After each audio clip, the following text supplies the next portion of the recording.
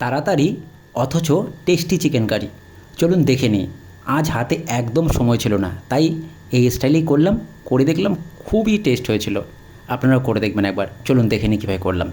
শুরুতে একটা বাটির মধ্যে ধোয়া চিকেনগুলো রাখলাম।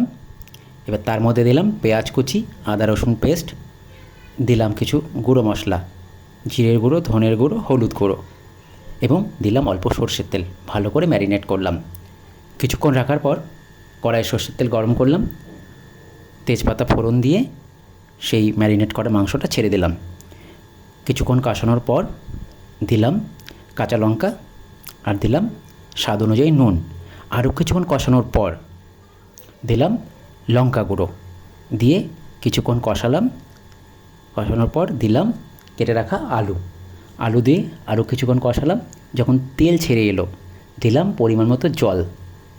এবার মিনিট 15 ঝোল ফুটতেই দিলাম গুঁড়ো শাহি গরম মশলা দিয়ে আর মিনিট 5 ঢেকে রান্না করলাম। নামিয়ে নিলাম তাড়াতাড়ি চিকেন কারি। খেয়ে দেখবেন।